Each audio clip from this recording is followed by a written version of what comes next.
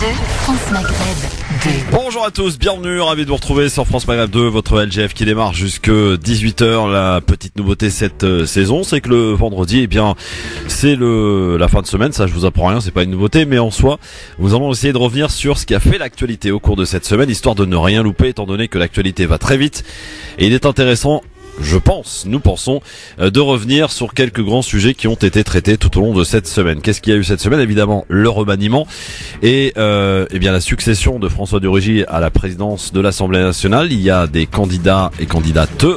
L'élection aura lieu d'ailleurs la semaine prochaine, mercredi prochain pour être précis.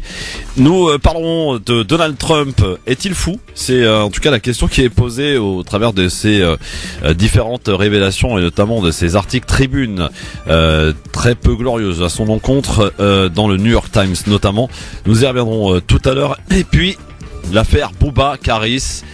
Et hier, le procès a eu lieu effectivement, et 1 an de prison avec sursis a été requis donc contre eux. Nous y reviendrons et essaierons de faire une espèce de parallèle avec les différentes affaires et l'affaire en date Benalla. En compagnie de 3 personnes aujourd'hui, 3 grandes personnalités, à l'image de monsieur Tarek Mami qui fait sa rentrée aujourd'hui. Ça fait bien plaisir de le revoir. Il est reparti, requinqué pour une saison radio. Tarek, bonjour. Bonjour Christophe, bonjour à toutes, bonjour à tous. La formule ne change pas, mais effectivement faire une coupure congé, ça permet de se vider la tête, de lire, de faire autre chose et de revenir, j'allais dire, pas avec de nouvelles perspectives, mais peut-être avec en partie une autre vision du monde, parce que le fait de voyager un peu, de rencontrer d'autres personnes, d'autres cultures, vous permet de mettre de la distance par rapport à ce que vous croyez être. Merci. Monsieur Enver de Santos, c'est également de la partie. On salue, salut Enver. Bonjour à toutes, bonjour à tous, bonjour mon général. Le vendredi c'est mamie, ça fait plaisir de revenir un vendredi. Et non, franchement, effectivement, une coupure, ça fait du bien. Ça permet de se requinquer, de reprendre des forces, de s'alimenter en connaissances et de pouvoir repartir du bon pied pour de nouvelles joutes verbales. Moi j'aime bien Enver avec sa rentrée, lui il roule en scooter maintenant. Ouais. C'est bien ça. Exactement, comme ça. Il sera à l'heure. Comme ça, je serai plus en retard. Ça fera plaisir à Christophe. En tout cas, celui qui est en retard, et ça fait un petit moment qu'on l'a pas vu, Ousmane Timera nous fera le plaisir de il nous... Il est pas en retard, il est en Afrique. Non, il est là, il sera là dans un quart d'heure. Avec vous. L'avion arrive d'Afrique, il le dépose directement devant le studio. C'est ça. Exactement. Il est là, il sera là avec nous tout à l'heure.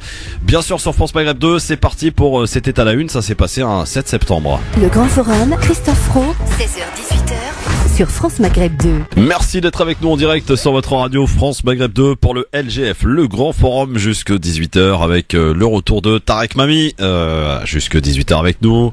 Voilà, il s'est bien reposé. Super. Et Enver de Santos, c'est dans quelques minutes. Il est pas en scooter, lui, visiblement. Ousmane Timera, qui sera avec nous. Il attend que l'avion atterrisse. Non, mais il a apparu depuis longtemps, Tarek. Non. Bon, si vous voulez encore. Hein? Mais c'était à Paris. Non, si, il est à Paris, mais bon, je vous expliquerai en tête. Alors s'il est à Paris, c'est qu'il n'a pas d'excuses. Non, il a des excuses. Où es-tu, Ousmane? Où es-tu? S'il est dans l'avion, il a des excuses. Bon, alors, soyez les bienvenus en tous les cas. La question du jour aujourd'hui. Tarek, je sais que vous n'êtes pas féru de réseaux sociaux. J'ai envie de vous dire peut-être d'ailleurs tant mieux pour vous. Mais je me fais pas intoxiquer comme beaucoup d'autres ou d'un mot ça part truc. Mais vous inquiétez pas, les bons copains, vous-même et d'autres, cher Christophe, vous m'envoyez les quelques tweets. Il y a un tweet, Christophe, qui fait rigoler. Je sais pas si vous l'avez vu, vous qui suivez tout cet été. Il y a un tweet qui dit sur l'affaire Benalla une belle phrase. Est-ce que vous l'avez vu? Il y a eu un paquet. Non, il y en a eu tellement. Alors je sais pas lequel.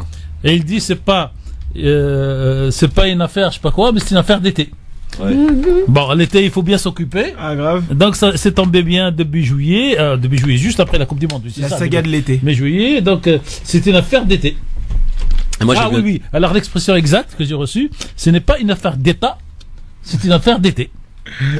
Moi j'ai vu un autre tweet en disant il est où Benalla, où est son ex-femme, la saison 2 elle est où? On attend avec impatience. Vous savez, je vous la donner moi. Normalement, il a été approché par 2 universités pour donner des cours. Des cours de self-control ou je sais pas. Mais des cours de quoi? Bon, il n'aura pas le titre de professeur comme Tariq Ramadan pour éviter les polémiques docteur, pas docteur, mais il est approché par 2 universités pour donner des cours.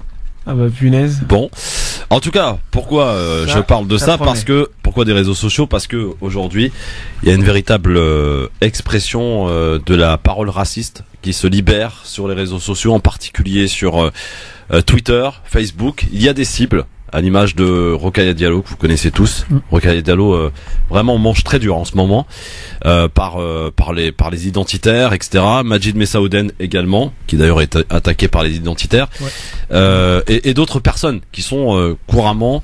Et ceci fait écho d'ailleurs au coup de gueule qu'on a passé hier, le coup de gueule d'une présentatrice météo belge. Oui, j'ai vu. Qui fait depuis 1 an la météo à la télé et qui en a eu marre, qui a pété un plomb, et on peut le comprendre, de recevoir des propos racistes en disant d'ailleurs vous êtes trop noir donc on voit rien à la télé. Enfin, ça devient d'un ridicule absolu. Du coup, la question du jour aujourd'hui, pensez-vous que cette parole raciste s'est banalisée sur les réseaux sociaux? Et là, en grande majorité, ils sont surpris, j'ai envie de dire. Vous dites oui, aussi bien sur Facebook France Maghreb 2 que sur Twitter LGF officiel. Tarek, est-ce qu'il va falloir peut-être penser à une police sur ce point-là? Oui. Christophe. En réalité, vous avez 2 phénomènes de concentration qui ont lieu, qui sont en train de se faire aujourd'hui en termes de médias. Et vous avez une réalité sociale. La réalité sociale, c'est que les gens pouvaient parler dans les cafés. Aujourd'hui, ces discussions de café et de comptoir n'existent pratiquement plus, en France en tout cas, et les gens ne se retrouvent pas, ne se reconnaissent pas dans les médias qu'ils écoutent. Donc ils peuvent écouter de la musique, ils peuvent écouter des choses, mais dès qu'on va aller, par exemple, il n'y a plus d'émissions à la télévision, comme il y a eu au début de la privatisation de TF1 avec 87. Oui, non mais le nom de l'émission c'était un samedi soir et c'était une espèce de café où les gens pouvaient s'exprimer une fois par semaine, et des gens de toutes les classes sociales et de toutes les professions. Vous aviez sur Canal le moment pour se venger des politiques, les guignols de l'info. Ils sont là. Et vous avez en gros aujourd'hui 4 ou 5 groupes qui possèdent toutes les radios, toutes les télés et toutes les expressions. Donc les gens ne se retrouvent pas. D'un autre côté, tout le monde a été heureux par la création de ces réseaux sociaux parce que ça permettait aux gens de s'exprimer. Et au lieu de s'exprimer, aujourd'hui, tout le monde se prend pour journaliste, tout le monde se prend pour commentateur, et donc le raciste se lâche, Christophe. Et donc le double mouvement sur lequel il faut travailler, c'est que d'un côté, il n'y a plus d'espace de liberté d'expression dans les grands médias, surtout audio, radio et télé. Ouais. Et de l'autre, les gens qui ne se retrouvent pas, qui se reconnaissent pas dans ces grands médias, ont trouvé le lieu où ils peuvent s'exprimer. Alors, avec les fautes de français, avec le racisme, avec tout ce que vous voulez. Et on est un peu surpris. Je sais pas si c'est pas un auteur italien qui a dit que les réseaux sociaux ont été créés pour donner de la liberté. Et en réalité, aujourd'hui, ils sont en train d'amener, pas de la dictature, mais je veux dire un renfermement communautaire dans le sens large du mot communautariste chez les uns et les autres, et les fachos qui se sentent anonymes se lâchent. Le problème, donc aujourd'hui, peut-être que c'est la question que vous voulez poser, cher Christophe, est-ce qu'il faudrait une police de la pensée sur les réseaux sociaux? Alors, et me voir dire oui, c'est renier tout ce pour quoi je me suis battu toute ma vie, c'est-à-dire la liberté d'expression. Contrôler certes avec les limites, mais est-ce qu'on peut par exemple techniquement aujourd'hui c'est très facile, oui. Quand on tape salle noire, le serveur informatique peut bloquer la phrase. Quand on dit salle arabe, pareil, parce que ces mots-là, par exemple terrorisme et autres, les ordinateurs et les téléphones les font signaler à la police, ils les font les signaler donc aux autorités de sécurité. Et pourquoi, si tu veux, ne pas faire ce qu'on peut appeler un code d'honneur dans l'expression et faire que les logiciels qui ont les moyens de faire ça bloquent systématiquement la parole raciste sur des bases, parce que quand on dit salle arabe, qu'est-ce que ça rajoute de rajouter salle à une phrase? Donc c'est ça la question. Mais aller à la censure, Non, pas la censure, mais en tout cas la modération, parce que là, vraiment... Alors la modération, vous avez aujourd'hui plein de sites et plein de journaux qui font ce qu'on appelle la modération a posteriori, mais c'est des salariés qui sont payés pour lire avant de valider le texte qui passe. Alors, et vous avez des journaux, par exemple en Algérie comme l'Ouatan et d'autres, qui ont carrément fermé les commentaires, et vous avez des journaux en France qui ferment les commentaires quand il s'agit d'islam dans le titre et dans le contenu. Ouais. Donc, il y a une façon de faire, mais ça rejoint la censure. Pour moi, c'est l'informatique qui a créé les réseaux sociaux qui peut arrêter ce phénomène en repérant une dizaine de mots-clés, de mots racistes, de manière à ce que le message ne passe pas, et c'est lui qui tape 10 fois et que ça passe pas. Je pense que la 11e, il n'écrira plus. Ousmane Timira, bonjour Ousmane, ça va? Bonjour. Comment ça va? On voit que l'avion vient d'atterrir. Oui, effectivement. Comment ça va Ousmane? Écoutez, je suis vivant. Bon, Tout va alhamdoulilah. bien. Alors on parle d'un sujet qui te touche Ousmane, parce Ah bon que oui, je suppose en tout cas, j'imagine. Je pense que t'es un peu comme Tarek, t'es pas très friand des réseaux sociaux. Mais aujourd'hui, il y a des adeptes des réseaux sociaux, à l'image de Rokhaya Diallo, etc., qui est très présente et qui se prend vraiment des paroles absolument immondes, racistes de la part des identitaires, pour la plupart, hein, notamment. Et on se demande finalement, on se pose la question du jour aujourd'hui, c'est est-ce que cette parole raciste s'est libérée aujourd'hui sur les réseaux sociaux, sur Twitter et aussi sur Facebook, parce que notamment si par exemple je prends un exemple d'un avis tranché qui a été fait de Fatima Wassak la semaine dernière sur la séance d'éducation sexuelle où elle a essayé de démêler le vrai du faux, il y a eu des commentaires qui étaient absolument immondes. On a dû faire un ménage absolument extraordinaire, jusqu'à la traiter de pédophile, vous vous rendez compte? Donc ça a été jusque là. Et Rokhaya Diallo et d'autres personnes sur les réseaux sociaux se prennent des paroles racistes quotidiennement, normal, tranquillement, sans qu'il n'y ait, aucun problème pour les auteurs. Et cette parole raciste s'est libérée. Aujourd'hui, il y a quand même des sujets qui passent plus facilement sur les réseaux sociaux. Par exemple, le racisme, ça passe tranquille, crème. Par contre, quand on parle limite de sexualité, t'es tout de suite bloqué. Quand tu parles d'antisémitisme, t'es tout de suite bloqué.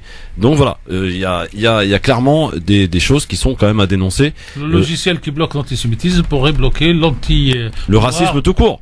L'anti-noir et l'anti-arabe et je sais pas quoi et tous les anti. C'est tout. Le racisme, le problème en France, c'est que ça vient aussi de la politique qui veut qu'on fait plusieurs lois pour le racisme. Dans ce pays, on a besoin, excuse-moi Ousmane, dans ce pays, on a besoin d'une loi sur le racisme, pas d'une loi sur le racisme, d'une loi contre l'antisémitisme, d'une loi pour ceux qui nient le génocide, les génocides des Arméniens. Et donc, on fait plusieurs gâteaux, plusieurs étages. Forcément, après, les gens essayent de filer entre les étages. Oui, parce qu'on a l'impression qu'il y a un bon et mauvais racisme après, finalement. Oui, effectivement. Moi, j'appelle ça des lois clientélistes. C'est-à-dire que ces lois ne visent pas réellement à rendre réelle l'égalité entre tous les êtres humains, mais visent plutôt à répondre à des marchés politiques en fonction de la capacité de mobilisation de telle et de telle communauté. Je pense que c'est un problème parce que communautariser la lutte contre le racisme, c'est encourager le racisme en tant que tel, puisque le racisme a pour visée et pour vision de diviser les êtres humains en différentes catégories en fonction de leur couleur de peau, de leur religion, de leur sexe, de leur couleur de cheveux, de leur relation sociale, enfin bref, les divisions sont ici infinies quand on veut éliminer l'autre du cercle de l'humanité. Donc oui, il y a un gros problème à ce niveau-là. S'il y a des logiciels qui permettent de bloquer le racisme contre les juifs, eh bien je ne vois pas pourquoi on pourrait pas l'élargir à d'autres formes, à toutes les formes de racisme, un point c'est tout. À côté de cela, il faut quand même faire attention. Il faut que les gens qui font... Moi je suis pour la liberté d'expression. Je veux que les gens s'expriment, mais qu'ils assument aussi leurs expressions. Ouais. Bon voilà, quelqu'un qui a une opinion raciste, eh bien qu'il la dise, mais ensuite qu'il puisse assumer cette responsabilité devant les tribunaux, si effectivement ça passe sous le coup de la loi. Tiens, j'en profite au passage pour signaler, parce que le vendredi on fait la récap de ce qui s'est passé dans la semaine. Une première pour un président de la République, Tarek, Ousmane, Enver.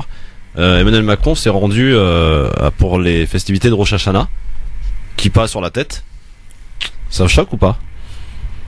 Tu sais, c'est particulier. Je pense que tout est lié. C'est pas tant une histoire de le président de la République française qui va porter une kippa. Je précise que le grand rabbin a dit qu'il n'y avait pas de discours prononcé pour pas faire entorse à la laïcité. Ouais, mais ça change rien. C'est que on va pas se mentir, la France, donc c'est un pays de tradition judéo-chrétienne, et tous les présidents de la République ont toujours, sauf erreur de ma part, en tout cas de la Ve République, à partir de François Mitterrand. Après la Shoah. Voilà, après la Shoah, ont toujours mis la kippa lors des événements et des célébrations religieuses de la communauté juive.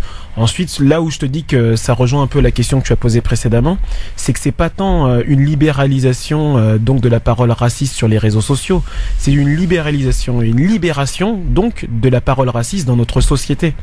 C'est qu'à un moment donné, on a banalisé justement la haine de notre prochain parce qu'il est différent, parce qu'il est gay, parce qu'il est noir, parce qu'il est arabe, musulman ou autre. Et il y a des cibles effectivement plus particulières. Et quand tu regardes ça, c'est moi ce que je pense, c'est que le travail serait peut-être à faire d'arrêter de croire que on peut dire n'importe quoi dans n'importe quelle émission, parce que on l'a bien vu dans certaines émissions comme les GG, pour pas les citer, des gens qui avaient des propos mais même plus limite, c'était des propos qui étaient vraiment clairement très très durs envers certaines communautés, pour pas citer. Donc la chose n'a pas été forcément sanctionnée, on le voit dans d'autres émissions du service public également parfois, et dans des émissions de la télévision privée. Donc au final, Internet, on en a déjà parlé, n'est qu'un reflet de la société. Ça amplifie la chose. Ça amplifie clairement la chose. Donc c'est pas pour moi la banalisation de la parole raciste sur les réseaux sociaux, mais c'est la banalisation donc de la parole raciste dans notre société en général, et il suffit de voir en Europe, à travers les médias. Et puis après, les réseaux sociaux ne sont que le reflet amplifié de ce qui se passe. En ce qui me concerne, sur cette question, moi, le fait qu'un président de la République aille dans une synagogue avec ou sans pas ne me gêne pas en soi. Voilà. Ce qui me gêne, c'est le ressenti des populations qui, elles, font ce qu'on écrit des fois à tort ou à raison sur les réseaux sociaux, c'est que ça se passe dans une partie de la population et pas dans les autres. Quand le président de la République vous dit, pour le dîner, l'iftar, une fois par an pendant le ramadan, qui se passe tard, à partir de 22h, mon agenda ne me permet pas de venir passer avec vous, donc cet iftar, et passer avec vous 1 heure. Et que les responsables du CFCM, et cette année on va s'amuser avec toutes les assises qui vont venir. J'en profite, je reçois le président lundi. Oui, mais... Non, mais j'en profite pour le dire. Oui, c'est pour les auditeurs, c'est bien. Et que les responsables acceptent de maintenir leur dîner en présence du Premier ministre qui va venir à 23h30 pour prendre un thé, sans parler, du ministre de quoi? Des cultes, oui, qui est le ministre de la police, Gérard Collomb, qui est le ministre antiterroriste. Ça veut dire que si vous êtes respecté, si vous êtes respectable, vous êtes respecté. Si vous faites le travail et que vous êtes dans le lobby pour dire non, monsieur, si le président de la République ne vient pas, que le Premier ministre ne vienne pas, c'est pas grave, on fera un autre dîner entre nous, le message est plus fort. De l'autre côté, des fois c'est le CRIF ou c'est la communauté juive qui invite, et des fois, vu, j'allais dire, le rapport de force sociale, parce qu'il s'agit de rapport de force politique et sociale, fait que le président lui-même prend l'initiative de dire je vais venir vous voir. Et on l'a vu. Par contre, enlever la kippa, est-ce que vous acceptez, si vous dites musulman, que le président de la République vienne dans une mosquée et n'enlève pas ses chaussures? Donc de l'autre côté, on va vous dire ah, vous avez vu, le président de la République, il a été dans telle mosquée et il a enlevé ses chaussures avant de rentrer. Ça, c'est des règles, j'allais dire, qui appartiennent aux religions les unes aux autres. Ou il fait venir tout le monde à l'Élysée, il met pas de kippa et il enlève pas les chaussures. Ou il va dans des endroits et puis il se plie à la règle. Ouais. J'allais dire, ou il se plie pas. Vous avez Mitterrand, il avait un truc extraordinaire. Il avait toujours un chapeau sur la tête. Or, ce qu'il faut savoir, c'est que quand on rentre dans une synagogue, on n'est pas obligé de mettre une kippa. Dans le droit religieux israélien, juif, aujourd'hui israélien. Oui. On se couvre la tête. Donc, si vous avez une casquette, personne ne vous dit d'enlever la casquette. Si vous avez un chapeau, personne ne vous dit. Et donc, l'important, c'est que le comportement du président de la République soit égalitaire avec tous les citoyens de son pays et que tout le monde y voit plutôt de l'équité qu'un choix pour les uns et pas pour les autres. Pour le coup, c'est loupé. Bon, Ousmane. Non, je vais dans le sens de ce que viennent de dire mes collègues. Moi, je pense que la France, la République française, est une vieille hypocrite sur ces questions-là. Il faut dire les choses telles qu'elles sont, parce que moi, j'ai déjà questionné dans plusieurs de mes conférences sur le plan politique et philosophique la notion même de laïcité.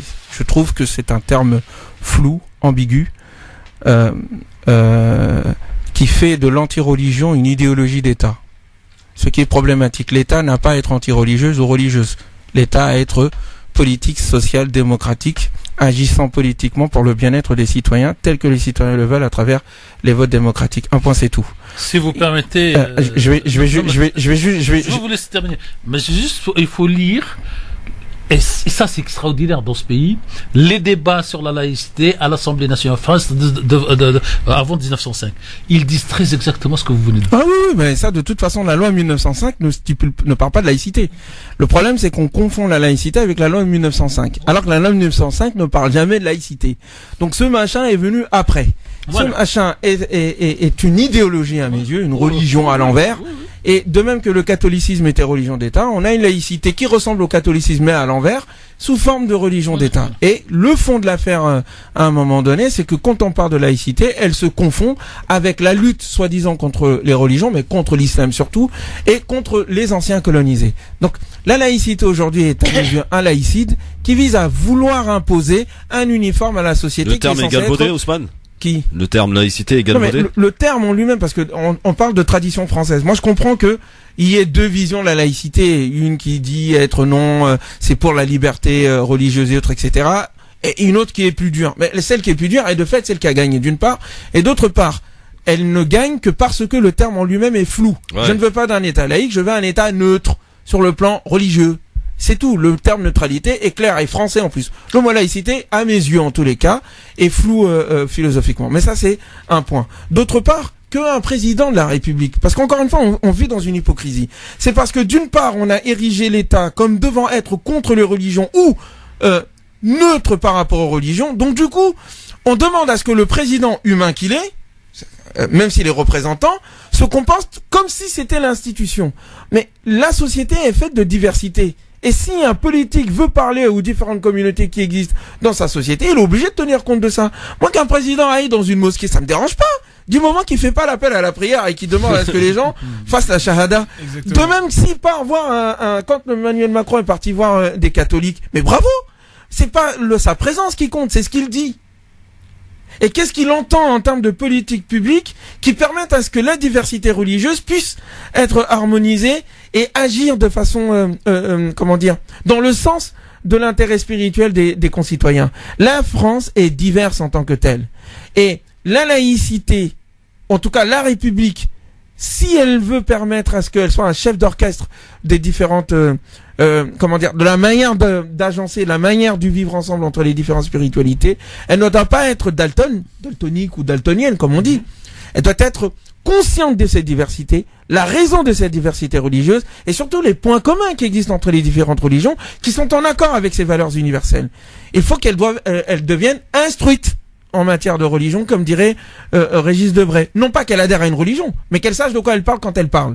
Ensuite, que le président ait sa propre religion dans son coin, c'est son problème. C'est pas ça le propos. Alors vous avez d'ailleurs, cher Christophe, qui est très peu connu, mais vous avez donc le cheikh Ibn Badis, qui est le président de l'association des Ulama en Algérie en 1936. En fait, ils étaient 22, je crois, imams qui écrivent à l'État français, puisqu'ils étaient français en 1936, pour demander donc l'application de la loi de 1905. Et le titre du texte, il demande la séparation du culte et de l'État, et non pas de l'Église et de l'État. Parce que eux, ils avaient déjà compris que ce problème c'est parce que l'islam, qu'ils parlaient plutôt du culte, et donc tous les cultes doivent être séparés. Et c'est un texte très rare, mais sur Google, vous pouvez le trouver. Très bien. Mais d'ailleurs, oui, dernier mot. Juste dernier mot. Ce qu'on oublie assez souvent dans ces questions sur la laïcité, c'est justement les non-religieux. Parce que dans tout ça, nous, on parle de vivre ensemble, en fait, tout simplement. Et les non-religieux, on n'en parle jamais. Ceux qui ne croient en rien, et c'est leur droit, justement. Les athées, ils sont complètement exclus de toutes ces questions-là, parce que on se dit, ouais... Enfin, excuse-moi. Bah, quand je dis exclus, c'est qu'on parle souvent de favoriser... non, ce qu'on entend, justement, c'est ceux qui ont une religion qui est la laïcité, qui sont des... Pour moi, c'est une religion. Vraiment, c'est une religion. Ouais. Mais c'est une religion, encore une fois, de non-religieux. Exact. Mais les non-religieux. Non. Là, je suis pas d'accord. Mais les non-religieux. C'est la religion de ceux qui peuvent être dans d'autres religions. Exactement. Qui? La laïcité? Oui. La religion de ceux qui peuvent être dans d'autres religions? Il y a des gens qui sont dans d'autres religions. Ouais. Pratiquant et tout ce que vous voulez. Ouais. Mais ils opposent la laïcité aujourd'hui à l'islam de France. Ils l'opposent pas. C'est vrai, mais ce que je veux dire par là, tous les non-religieux ne sont pas forcément... Moi, je suis d'accord. Il y a une alliance. Oui, il y a sur le dos de l'islam une alliance qui se fait entre les anciens ennemis. Les cathos, pour caricaturer, et on va dire ceux qui étaient plus de la tradition de la Révolution française. Mais ce que je veux dire par là, c'est que moi j'entends souvent ces propos dire oui, on en a marre, on parle tout le temps des autres religions, et il y a 80% des Français qui sont pas religieux. Mais le problème, c'est que ce sont ceux-là, à travers les instances de la République, qui sont les mieux représentés. Je veux dire, pour être un bon Français et profiter de tous les services publics de la France, il faut être un athée. Ouais, c'est-à-dire, quels sont, il faut être neutre. Et mais ce qu'on appelle neutre au fond, la neutralité, encore une fois, on est, l'institution qui demande à ce que nous soyons neutres n'est elle-même pas neutre. Elle est représentative d'une tradition particulière qui se veut universaliste.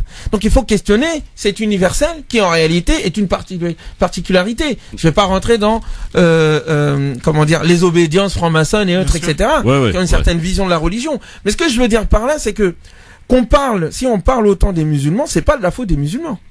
C'est parce qu'on parle des musulmans. Et ceux qui parlent des musulmans, ce sont ceux qui ne sont pas musulmans, en l'occurrence les catholiques. Entre autres. Ça comme ça. Alors, preuve. Non, catholiques, les laïcs avec les cathos. Preuve que la rentrée est bel et bien là. Ousmane Timéra, Tarek Mami, Enver Dos Santos sont là sur France Maghreb 2. Ça promet des débats et le vendredi désormais c'est la récap. Parce que l'actualité va très vite, évidemment. Vous avez pu le remarquer avec l'émergence des chaînes d'infos, avec les réseaux sociaux, etc. Donc ça va très vite et parfois on n'a pas le temps de s'arrêter sur quelques infos quand même qui sont somme toute très importantes. Du coup, le vendredi, on peut quand même se pencher sur des informations importantes. Et dans un instant, je propose d'aller en Syrie parce que là, c'est une information qui a été complètement occultée et pourtant il se passe quelque chose d'extraordinaire là-bas. C'est peut-être la dernière poche de résistance avec ces terroristes qui sont quand même pas mal du côté de Idlib, qui risquent de tomber dans les quelques jours avec cette réunion importante qui a lieu aujourd'hui en Iran et qui rassemble 3 présidents et pas des moindres. Poutine, Rouhani, évidemment, il est chez lui, et Erdogan qui semble avoir changé d'axe. À tout de suite. Oui. Le grand forum, le LGF, avec Ousmane Timéra, Tarek Mami, Enver Dos Santos. Je vous rappelle la question du jour par rapport à la libération de la parole raciste sur les réseaux sociaux. Est-ce qu'elle se banalise selon vous? Vous répondez sur Facebook, France Maghreb 2, ainsi que sur Twitter, LGF officiel. Je voudrais faire un petit aparté, parce que hier, nous recevions un délégué syndical de l'entreprise McDonald's du côté de Marseille qui était menacé de fermeture. De faire de la pub gratuitement en plus. Oui, bien sûr. Alors, c'est donc Saint-Barth, vous connaissez Tarek, à Marseille. Ah oui. Saint-Barth, voilà, c'est en fait un fast-food, si vous préférez, qui emploie 77 salariés qui sont tous issus des quartiers nord. Et le franchisé avait l'envie de céder, de vendre à visiblement ce qui est considéré comme un homme de paille, donc de céder cette fast-food donc à une cuisine asiatique halal. Sauf que évidemment ils sont en lutte depuis 8 mois, ces salariés, pour que ce fast-food ne ferme pas et qu'ils ne se retrouvent pas au chômage, forcément. Et la lutte a fini par payer puisqu'ils sont passés aujourd'hui au tribunal, la grande instance de Marseille. Et le tribunal de grande instance de Marseille a interdit la vente donc de ce McDonald's. Alors, il y en a 6, je termine. Oui. Il y en a 6 qui sont considérés qui sont touchés par cette affaire. Voilà. Le Saint-Barth est sauvé et il en reste 5 où il y a un référé, donc on attend une interdiction pour les 5 autres. 5 restos. Voilà, 5 restos. Le Saint-Barth lui est sauvé. Ça, voilà. C'est depuis ce matin. Non mais ça, ce sont les précisions techniques que moi je tiens à faire. Ah mais bien sûr. En justice, vous arrivez, vous dites je vais vendre à monsieur A. On regarde le portrait de monsieur A, il ne correspond pas aux conditions juridiques. On dit non.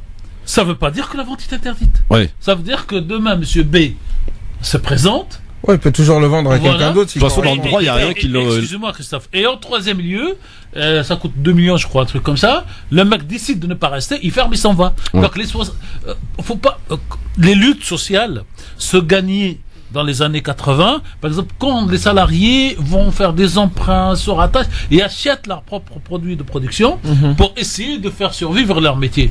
Mais gagner aujourd'hui, à Marseille, il y a eu exactement la même chose avec une compagnie maritime. Et puis ils ont gagné parce que c'est reporté.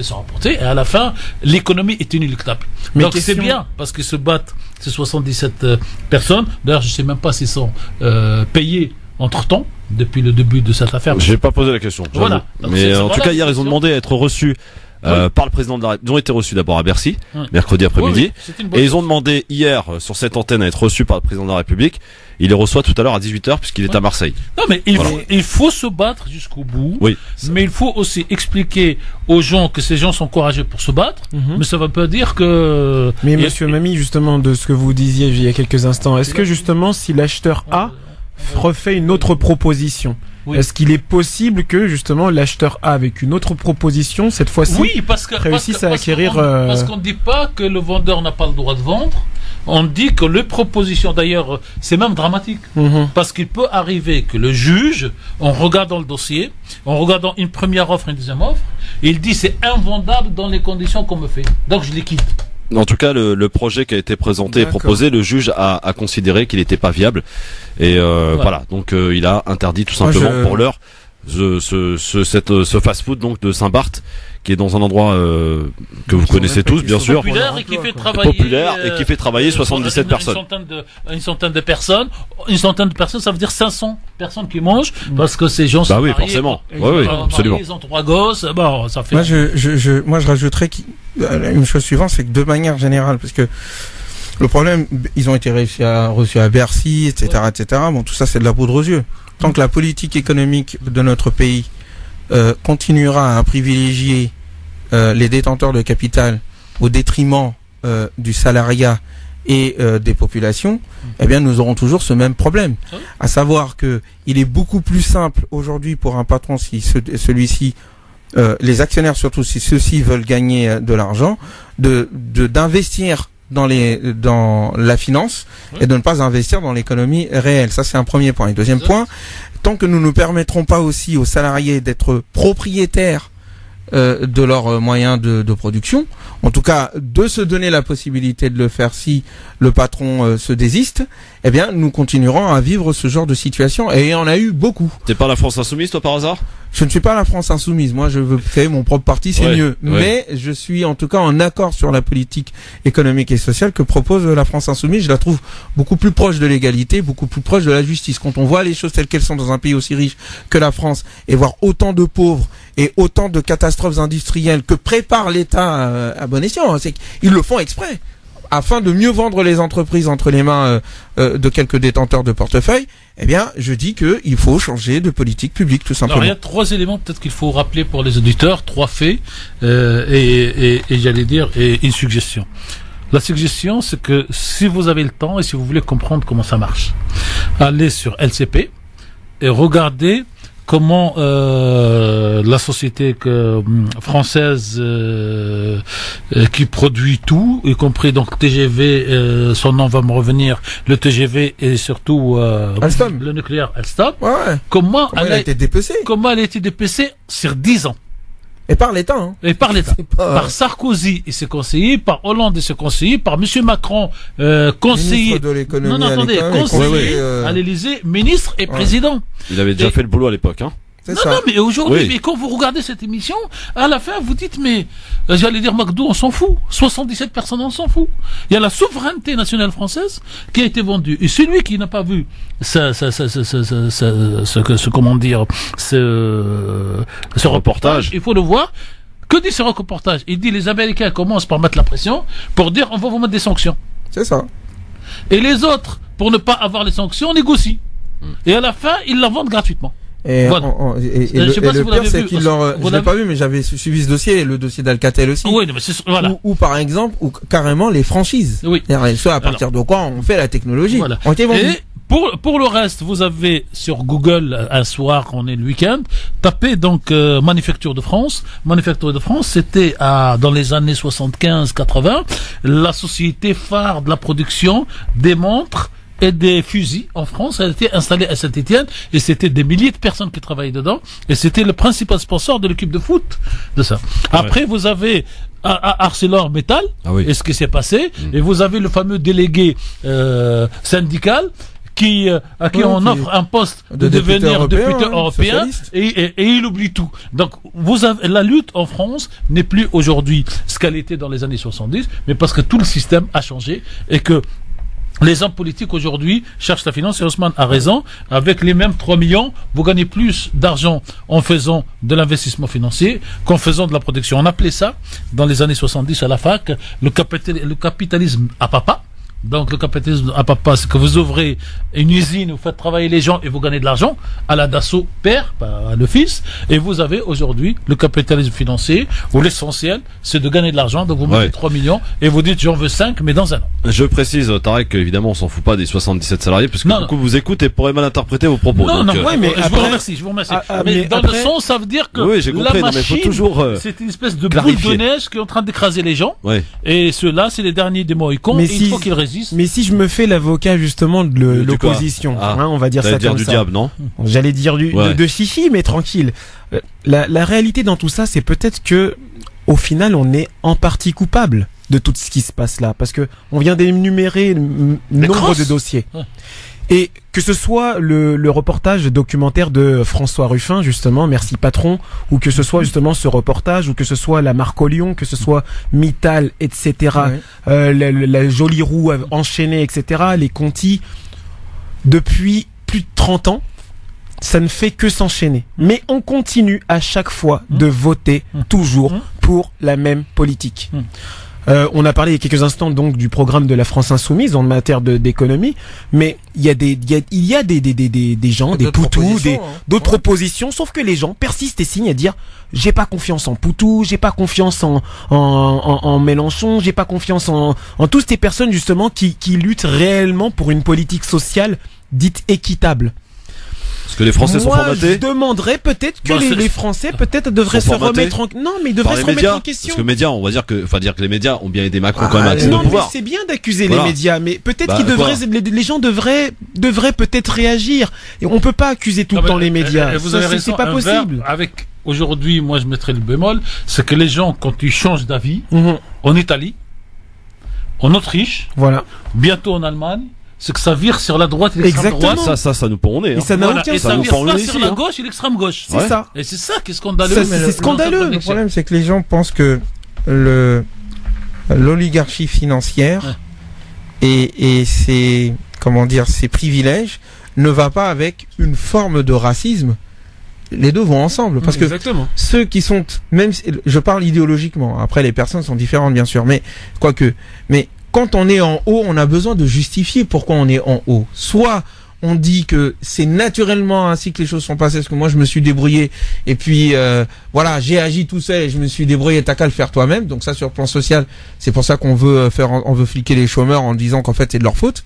Ou de l'autre côté, on indique que si je suis en haut, c'est à cause de ma particularité religieuse, culturelle. Et les deux vont ensemble. D'autre part, si ceux qui subissent de plein fouet ces politiques-là, les quartiers populaires de manière générale, le peuple de façon générale, ne se dotent pas d'une armature philosophique et idéologique complètement neuve, qui sorte complètement des cadres, on s'en sortira pas. C'est pour ça que d'un côté, sur le plan économique, comme sur le plan, on va dire, politique, je suis d'accord avec la France Insoumise quand elle s'y dit, il faut faire en sorte que le peuple prenne en main sa destinée à travers une nouvelle constitution d'une part qui donne plus de pouvoir au peuple, et à travers une politique économique qui va dans le sens de plus d'humains, parce que le système dans lequel on est, on en a rien à foutre de l'être humain. Il peut crever dehors, les 70 personnes peuvent mourir chez eux, ça sera autre chose. Donc on est dans un système qui n'est pas humaniste. Mais d'autre part, et c'est là où je questionne la gauche de manière générale, si sur le plan idéologique on parle de matérialisme historique, on parle du fait que le monde est tel qu'il est parce qu'il est ainsi. Et donc il ne peut pas changer autrement. À ce moment-là, on remet en cause politiquement ce que l'on admet sur le plan philosophique. Il faut donc aller plus profondément. Et là, je questionne les quartiers populaires que nous sommes nous. À quand est-ce que nous-mêmes, nous allons être force de proposition sur le plan philosophique, sur le plan intellectuel et sur le plan politique? Alors le problème là, on va pas faire de il faut aller plus science profondément politique. que la revendication. Voilà, et les on va pas faire de la pancartes science qui politique. disent, on Oui, nous parce aime que pas. on a un programme, quoi. Il faut qu'on avance, et puis on les va gars. pas faire de la science politique à la radio. Oui, mais j'énonce ce que j'ai dit à plusieurs reprises. Alors, est-ce que vous avez on peut pas critiquer si on n'est pas capable à un moment donné d'être non pas force de proposition sur le plan programmatique politique, c'est pas les programmes qui font la politique, c'est la vision. Quelle vision du monde est-ce que nous avons? Quelle vision de l'être humain à partir duquel nous disons l'égalité et la dignité de l'être humain? Il faut inventer cette vision-là. Alors, la vision de gauche et la vision de droite sont out. Donc il faut avoir une vision de soi. Non mais il faut créer une nouvelle vision. Il faut une vision de soi. Là, j'ai pas l'occasion de rentrer dans les détails, mais nous sommes issus d'une culture et d'une civilisation particulière qui s'appelle l'Afrique, qui s'appelle l'islam, qui s'appelle le monde arabe. Non mais bon. En venant en France, avec cet héritage culturel que nous avons, marié à l'héritage français et européen que nous avons aussi, nous devons être capables d'être les nouveaux porteurs d'une nouvelle vision du monde. Nous sommes capables de le faire parce que le monde a besoin d'un nouveau système. C'est là l'enjeu. Moi, je débarque, je veux dire, comme joueur de foot sur la gauche. Je ne fais rappeler ni l'origine. Moi, je suis comme Dembélé, ni droite ni gauche. Les deux en même temps. Ni Afrique, ni Islam, ni Maghreb. Moi, je parlais des démocraties dites occidentales. Ouais. Qui sont aujourd'hui. Les nôtres. Les nôtres, mais j'ai dit, j'efface exprès. Ouais. La dimension culturelle arabo-africo, tout ce que vous voulez. Mais eux, ils en ont. Non, mais justement. Donc, moi, je m'incruste que dans leur vision occidentale, qui est aujourd'hui la vision économique mondiale dominante pour une vingtaine d'années encore, parce que c'est en train de bouger quand même avec l'Inde et l'Afrique du Sud. Ils vont pas faire de grands changements de ce côté-là. Non, mais pour eux, c'est de nouveaux capitalistes. Voilà, mais pour eux. Et vous avez aujourd'hui des électeurs qui sont dans la position, pour moi, des lapins face à la lumière, au phare de la voiture. Ouais. C'est-à-dire qu'ils courent dans tous les sens, mais quand on arrive le jour de l'élection, le phare de la voiture, c'est l'élection, et les mecs sont éblouis et ils revotent pour les... Marine Le Pen. Ouais, non, mais, le phare. Non, mais, par exemple. Non, c'est Macron, c'est Hollande, c'est la classe politique à qui on revote depuis 20 ans. C'est pour ça qu'il faut une nouvelle élite. Non, mais la nouvelle élite, il faut faire émerger de nouvelles visions. Et ça, je pense sur les 50 années à venir. Moi, je parle pas des élections. Macron, qu'on aime, on n'aime pas, il a amené un petit quelque chose sur 2 points. Moi, je vais vous le dire. Oui, laquelle? Vous avez 400 nouveaux députés qui n'ont jamais fait de politique de leur vie. Mais après, ça change quoi, Tarek? Ça change rien. Ça change. Mon cher ami, et vous avez, si c'était qu'une question de personne, et vous avez la loi qui va être votée, j'espère qu'elle sera votée pendant le quinquennat, de cette fameuse limitation. Limitation de quoi? Des mandats. Parce que le problème, c'est du vent. Non, mais c'est pas du vent. C'est du vent, tout ça. Moi, je veux qu'on limite le pouvoir des riches à la rigueur. Non, mais tu peux pas limiter le pouvoir des riches. C'est là que tu vas faire. Comment tu vas le limiter le pouvoir des riches? Politiquement. Oui, tu ne peux avoir pas. la volonté politique. Oui, mais tu ne peux pas. Si, on peut. Clairement, on peut pas. On a vu les tentatives historiques. Non, mais il n'y a eu aucune tentative. La modification du Parlement, c'est énorme. En quoi? C'est-à-dire que ça fait. Pourquoi est-ce que là, le Parlement, la loi sur la Constitution a été mise de côté à cause de Benalla ou grâce à Benalla?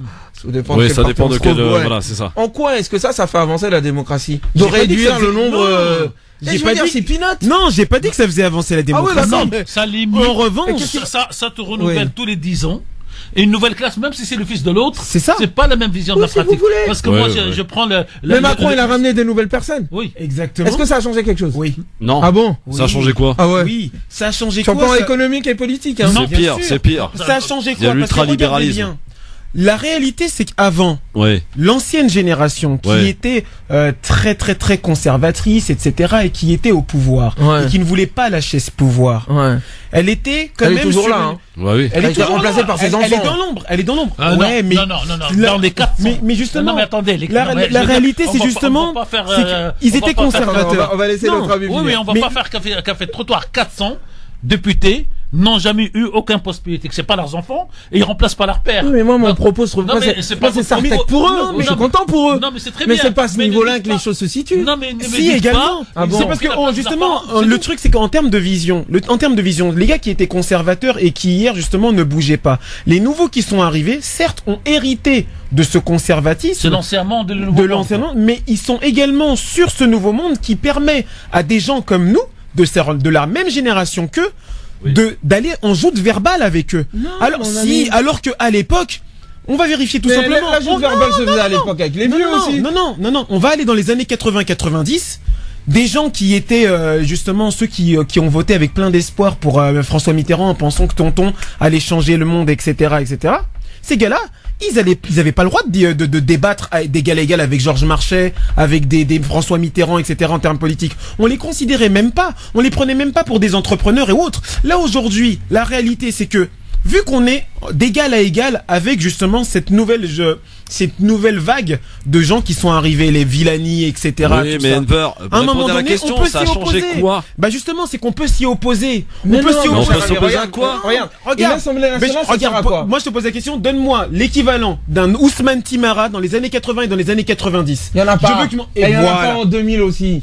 Ni en 2010. Si, justement. Ouais, non. Les couscous jambon qu'on a là à côté. Non, mais justement, il y a Ousmane Timara tout simplement. Pardonnez-moi. Moi, ce qui m'intéresse, ça n'est pas tant une Assemblée nationale, ça sert à représenter, on est d'accord. Exactement. Très bien. Est-ce que vous pensez que l'Assemblée nationale telle qu'elle est, sur le plan sociologique, est représentative de la France? Il est représentatif de ceux qui sont allés voter. Non. Est-ce qu'elle est représentative de la France? Elle est plus représentative. Est-ce que nous avons autant d'ouvriers qu'il ne devrait y avoir en France? Non. Où était justement? Attendez. Parlez pas en même temps parce que sinon ça devient mon propos, qu'il y ait une nouvelle vague, une nouvelle génération, personne ne le conteste. Mais c'est pas ce qui a été demandé.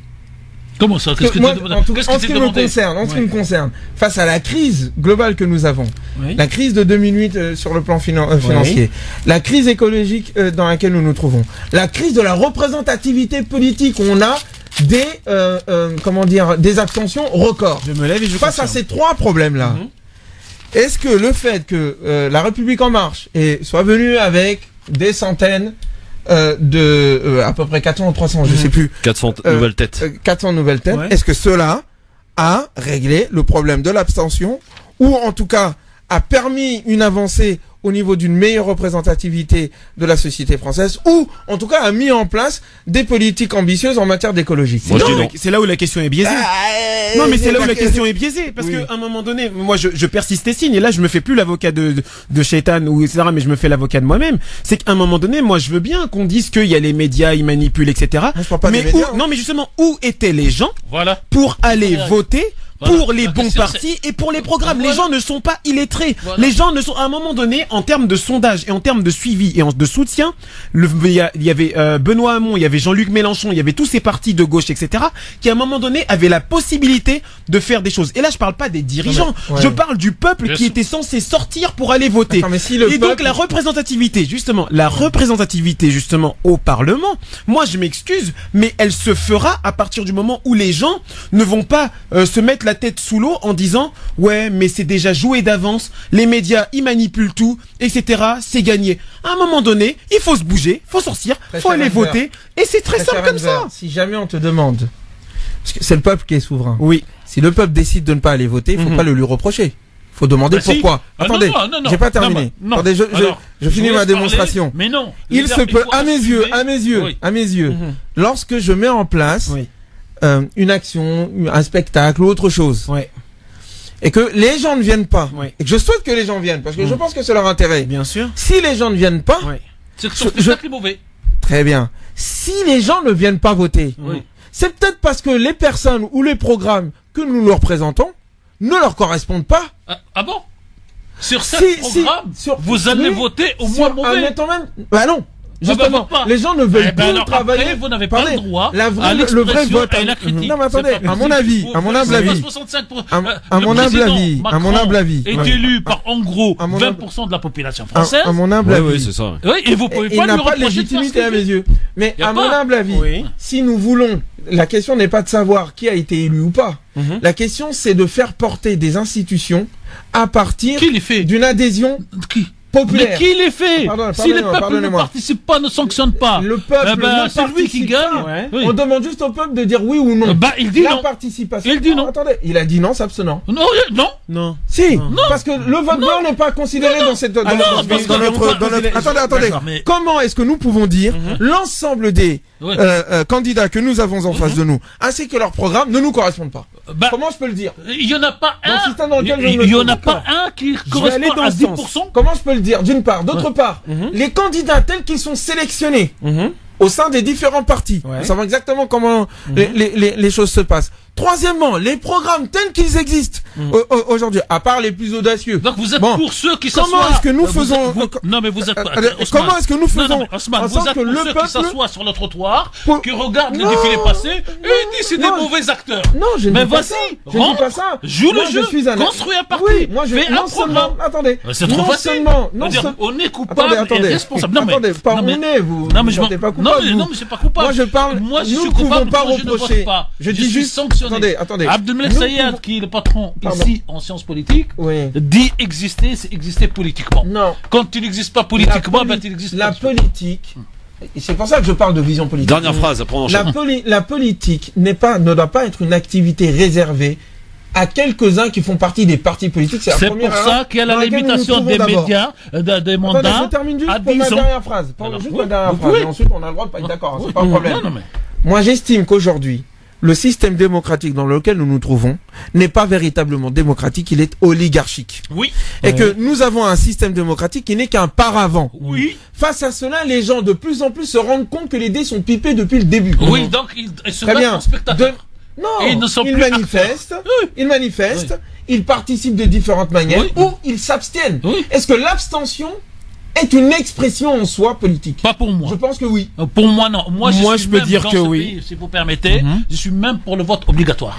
Parce que... Oui, mais à condition qu'on fasse en sorte que tout le monde... Non, mais c'est pas grave. Non, mais c'est pas grave. Tarek. Excusez, je termine là, cher Christophe. Je suis pour le vote obligatoire parce que à quelles conditions? À toutes les conditions. Parce que la personne qui arrive devant les bureaux de vote, pendant 3 fois, il va mettre un blanc et à la fin, il va mettre un truc. Et donc, tu as une expression populaire. Donc on est obligé de voter face à pour ceux qui sont en face de nous. On vote contre eux. Sur les 7 programmes. Non mais aujourd'hui, on vote avec un vote blanc. Bien sûr. Ah bah voilà, on reconnaît le vote blanc. Okay. Non, et dans certains pays, par exemple pour des référendums proportionnels. Non, il y a proportionnel, mais dans certains pays, quand vous avez que le peuple puisse participer directement à la législation. Dans certains pays, vous avez pour les référendums, s'il n'y a pas 50% de participation, c'est annulé. C'est annulé. Ouais. Ça c'est bon. Non mais il faut se battre pour ça et pas.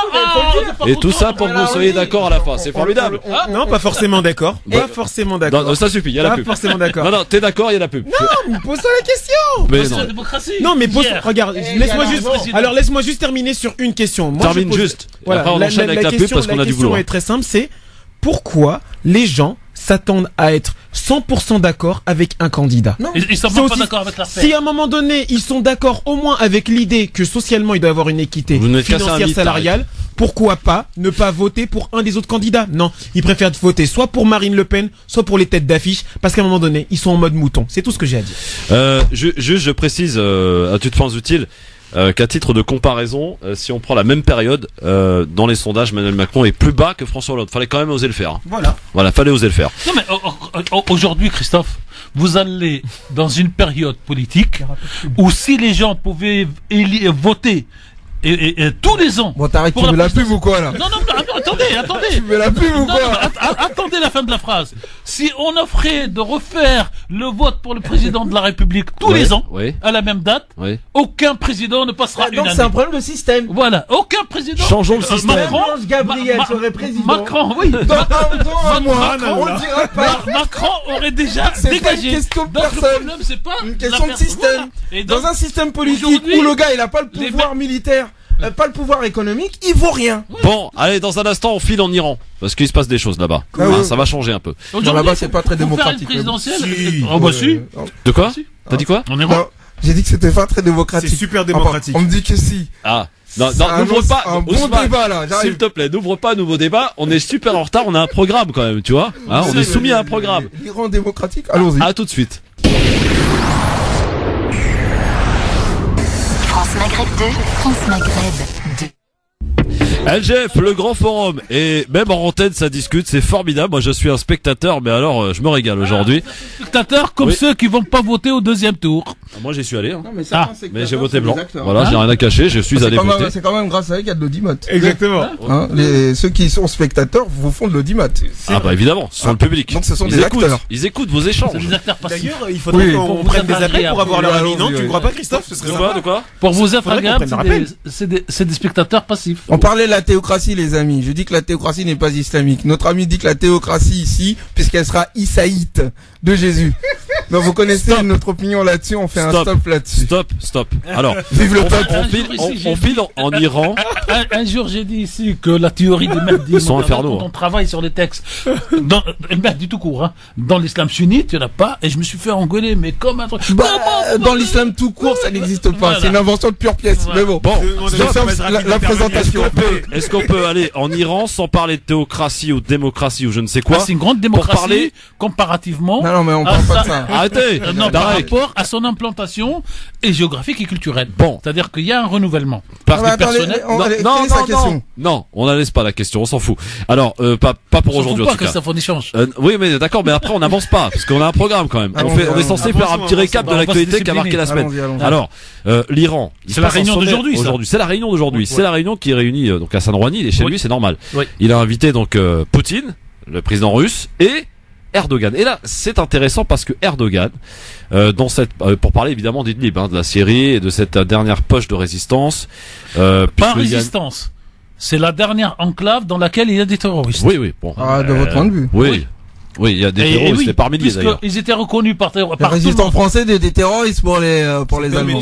C'est formidable. Alors, donc la Syrie, Idlib, effectivement, c'est la dernière poche, ou appelez-la comme vous voulez, en tout cas, enclave, et qui se trouve d'ailleurs géographiquement, pour situer un petit peu et expliquer aux auditeurs, à la frontière turque. Et c'est pas un hasard. L'embarras un petit peu d'Erdogan, qui est censé aujourd'hui, qui est obligé même peut-être de changer d'axe. Se rapproche petit à petit de l'axe russo-iranien pour trouver des solutions et pour pas qu'il se retrouve finalement Erdogan avec tous ces terroristes qui affluent chez lui une fois cette offensive terminée. Lui qui leur a ouvert au passage que ça a été une véritable passoire de passage de tous ces terroristes qui sont passés par la Turquie pour rejoindre la Syrie. Alors aujourd'hui, comment, Tarek Mami, vous analysez ce changement d'axe d'Erdogan? Est-ce qu'il est en train de prendre un rôle majeur dans cette crise et dans cette région? Alors moi, je vais être méchant avec Erdogan. Objectivement. Non, objectivement. Erdogan est quelqu'un qui est arrivé dans une situation économique d'un pays qui s'appelle la Turquie, qui était plus que terre. Rien. Il y avait beaucoup de problèmes. Il avait un super conseiller, dont le nom d'ailleurs ressemble à un de ses ministres aujourd'hui, qui a construit la théorie politique de zéro problème avec les voisins.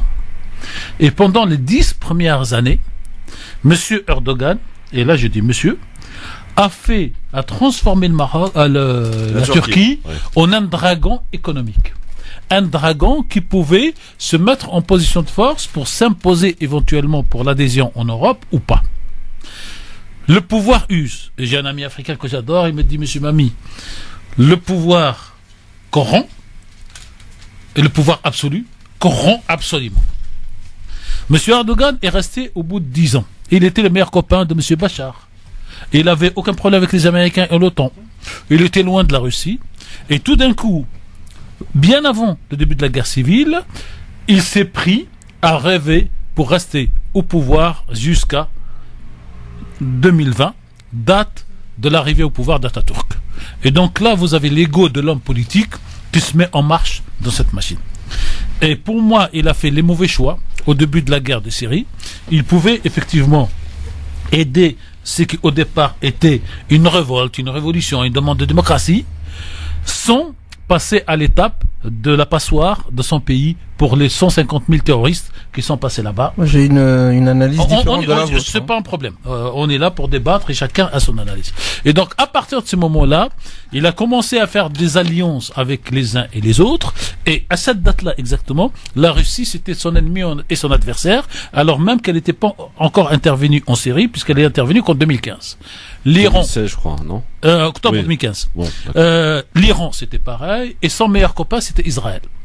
Et puis, la machine de l'histoire et du pouvoir a fait que la Russie, pour ses propres intérêts qui n'ont rien à voir avec le peuple syrien, avec Bachar al-Assad, avec le truc, elle voulait uniquement préserver ses ports en eau chaude, puisqu'elle n'a pas de port en Méditerranée, contrairement aux États-Unis. Et il a fait le mauvais choix de s'aligner et d'avancer les demandes américaines et de l'OTAN par le passage des terroristes, il a fait piller toute la richesse industrielle, et je sais de quoi je parle, dans le nord donc de la Syrie, et à partir de ce moment-là, il s'est retrouvé dans une position de force, et il pouvait, à partir donc des années 2014, être le chef négociateur entre les uns et les autres. Et il a fait comme la France, il est rentré dans l'impasse d'être contre Bachar, qui est un dictateur, pour couper court à toute discussion, tout en ne se laissant pas de porte des négociations. Et emporté par la folie, poussé un peu par ses amis de l'OTAN et tout ça, il est arrivé à l'opération donc de faire abattre l'avion russe qui rentrait de 2 minutes dans l'espace. Et je peux vous dire un truc qu'on ne dit pas souvent à la radio. Dès le lendemain, les avions russes ont commencé à survoler Ankara. Et là, il n'y a plus d'Erdogan, parce qu'il a compris que là, les Russes sont venus pour faire de la provocation. Non, mais tout ça, c'est documenté, ça? Ah oui, bien sûr. Vous savez, moi j'ai écrit avec Christophe ici en 2013, au début de la guerre de la Syrie, la fin de comment ça va se terminer. Parce qu'il suffit de lire l'histoire, la région, la psychologie des peuples et les alliances qui ne sont pas fiables pour savoir où est-ce qu'on va. En tout cas, et à partir de ce moment-là, il était obligé à refuser les nouvelles demandes de l'OTAN et des Américains. Obligé pourquoi? Parce que il a peur de la Russie. Oui, parce que les avions là, c'est pas à 2 minutes. Non, faut être sérieux.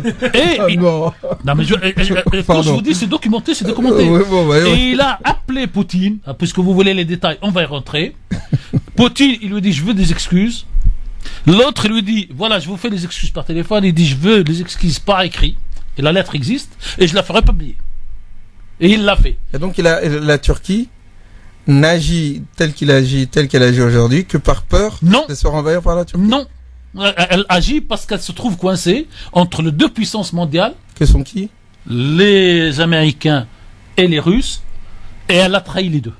Et voilà pourquoi. Si vous me permettez. Non, mais je veux que ça. Et je termine aujourd'hui. Aujourd'hui, Monsieur Erdogan a une grosse difficulté avec ses terroristes. On parle de 10 000 à 30 000, et la population, on parle d'1,5 million à 3 millions. C'est l'armée syrienne, et il n'y a pas que l'armée syrienne, il y a la russe, l'iranienne et Hezbollah vont aller à Idlib, et lui, où il laisse rentrer sur son territoire ces 30 000 terroristes et il importe le problème, ou il les laisse se faire massacrer par l'armée de Bachar al-Assad, et il aura la réputation de celui qui a trahi ceux qu'il a laissé rentrer. Je vous laisse passer à M. Osman. Ouais, il y a 4 points, je pense, qu'il faut donner à nos auditeurs pour comprendre un peu la position d'Erdogan et même l'ensemble de ce qui se passe sur le terrain là-bas. Premièrement, il y a la question kurde, qui est centrale du point de vue de la Turquie. On ne peut pas comprendre les alliances de la Turquie, les changements d'alliance de la Turquie, si la question kurde n'est pas prise en compte. Parce que c'est, du point de vue de la Turquie, la 5e colonne qui risque de faire briser l'unité de la Turquie. C'est un premier élément. Ça, c'est un premier élément. Deuxième élément, il faut tenir compte de ce qui s'est passé avec le printemps arabe. Ça a changé complètement la donne. C'est-à-dire qu'il y a une révolution et une contre-révolution. Et ceux qui étaient pour les révolutionnaires, en l'occurrence, c'était la Turquie et le Qatar, contre d'autres personnes qui étaient des contre-révolutionnaires, que sont les Saoudiens, les Émiratis et la plupart des dictatures qui sont en place. Troisièmement, c'est une révolution pour moi. Je dis, je mets pas de guillemets, c'est une révolution. En Tunisie, il n'y a pas de révolution. C'est votre point de vue. Attendez, je finis.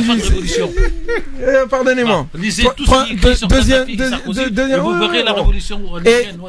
Et donc, il y a donc l'affaire kurde, il y a le printemps arabe qui a eu lieu et ses conséquences. Il y a de l'autre point de vue, le coup d'État qui a eu lieu. Ça aussi un 4e point. Et vous savez qui c'est qui l'a sauvé dans le coup d'État? Attendez. Osman, oui. Les faits. Attendez. Non, mais les faits. Comme elles sont têtues. Non, mais je vous pose juste la question. Je vous laisse vous exprimer. Non, mais je vous remercie. Non, mais juste une question. Qui a prévenu Erdogan et qui l'a sauvé? Pardonnez-moi, j'arrive tout de suite. En tous les cas, il y a donc le coup d'État. Ce coup d'État-là est le moment clé qui fait qu'à un moment donné, Erdogan va basculer de l'autre côté. Parce qu'il va se rendre compte que, de son point de vue, est-ce qu'il a raison ou tort, je ne connais pas les détails. Mais tout ce que je sais, c'est qu'il soupçonne celui qui est responsable selon lui du coup d'État est réfugié auprès des États-Unis. Et il soupçonne clairement les États-Unis d'avoir fomenté le coup d'État. C'est son point de vue. Je sais pas si c'est vrai ou faux.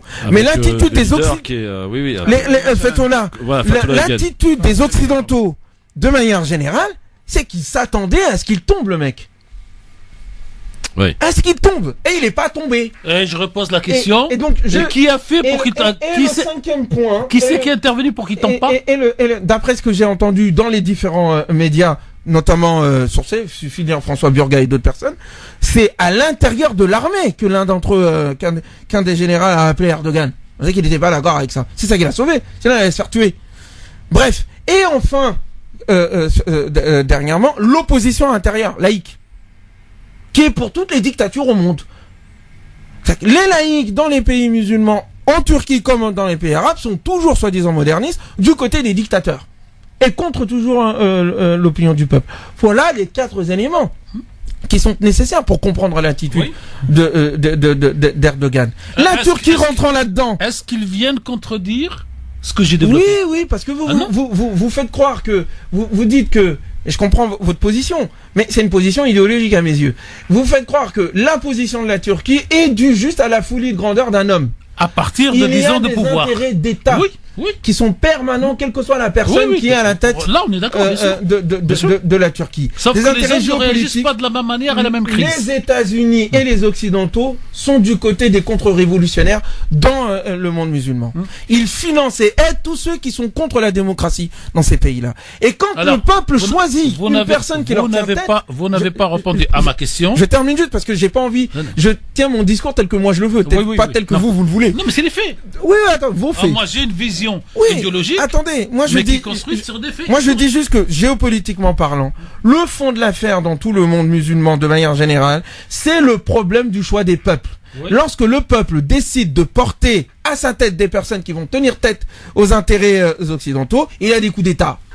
Oui. Le coup d'État a manqué en Turquie. Oui. Ça a chamboulé l'ensemble des stratégies qui sont en place. Oui. La Russie joue son rôle là-dedans. Les Iraniens jouent leur rôle là-dedans. À la base, la Turquie n'était pas proche de la Turquie, de la Russie. Elle n'était pas proche non plus de Bachar al-Assad ou de l'Iran. Ah si. Il avait une bonne relation avec eux. Jusqu'à 2011. Oui, jusqu'au moment où il y a eu la révolution. Voilà. Bon, il a pris le parti de ceux qui étaient contre Bachar al-Assad. Ouais. Très bien.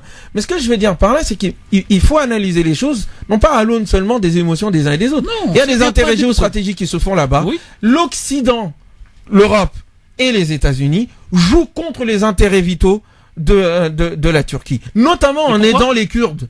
Les Kurdes ne sont qu'une 5e colonne même s'ils ont le droit d'avoir leur nation. On peut pas monter, mais c'est là où je suis contre le nationalisme.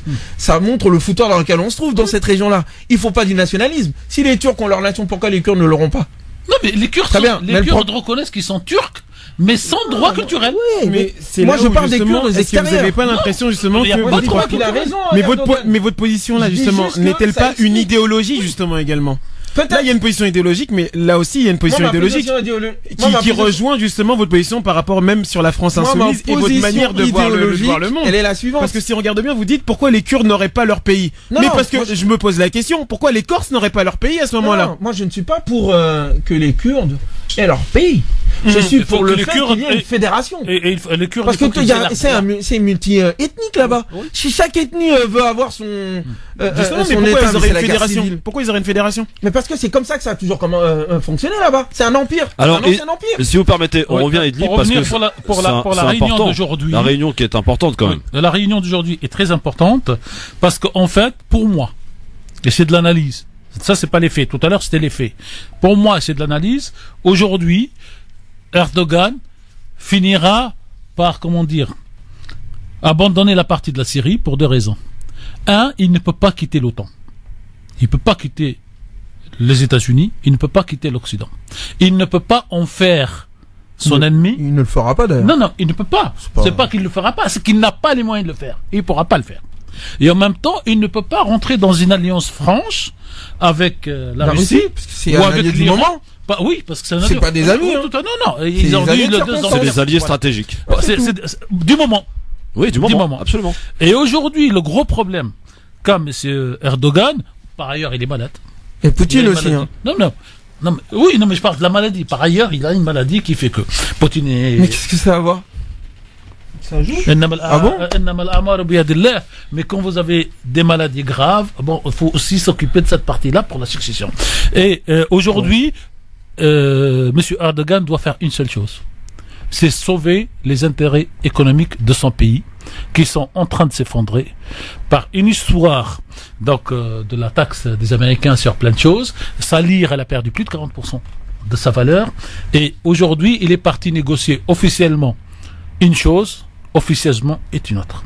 Il est parti officiellement négocier une sortie honorable de la guerre des Syries. En réalité, il est parti négocier le commerce et l'économie avec l'Iran et avec la Russie, hors de la zone dollar, pour enlever la pression qu'il est en train de subir dans le chantage que les Américains lui font sur le prêtre arrêté, et lui il voulait échanger. Bon, c'est qu'un prétexte, le prêtre. Non, c'est un prétexte entre les deux. Mais aujourd'hui, voilà, si M. Erdogan repart, même si c'est pas officiel, avec cette promesse ferme, que tout son commerce, qui représente beaucoup, avec l'Iran, avec la Russie, et avec l'Europe.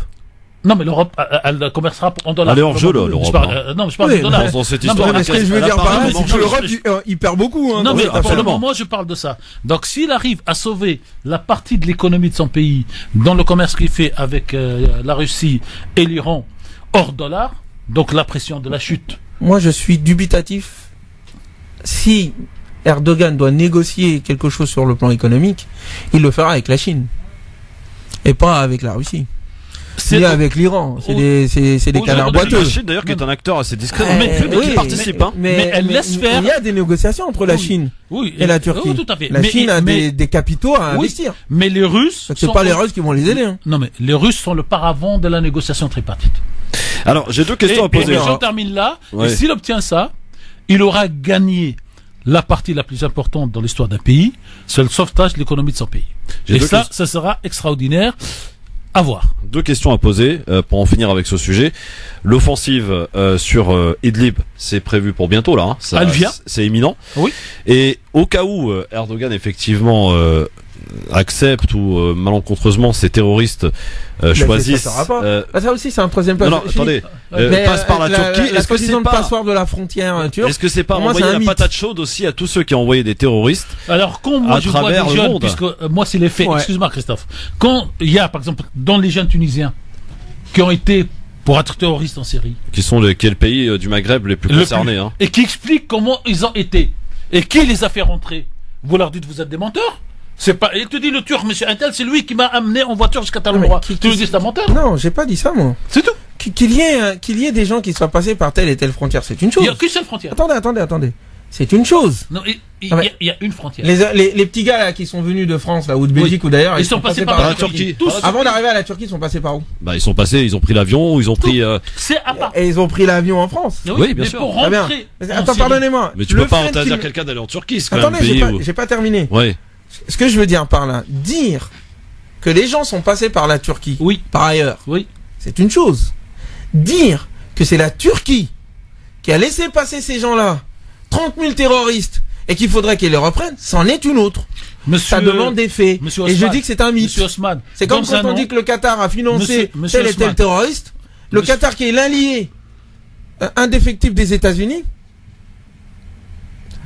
financier, c'est-à-dire il finance le terrorisme, le gouvernement Qatar. Avec l'accord des États-Unis. Bon, bah ça demande des faits. Bon, pour moi, dans un an, parce que là les faits sont sous le sont sous le secret. Dans un an, je vous amènerai quelqu'un ici qui va vous expliquer comment il a été passé malgré lui en Turquie, en Syrie, je veux dire, alors que arrivé en Turquie, il a pris conscience de l'erreur qu'il était en train de faire. Sans doute. Ouais, voilà. Ouais. Donc, de toute façon, ça, c'est pas un mythe, Ousmane, c'est un fait. Non, c'est un fait que les gens sont passés par la Turquie. Qui sont passés en Syrie. On a vu les reportages et tout. Attends, quand tu dis c'est pas la Turquie, je suis désolé, t'es quand même maître de tes frontières.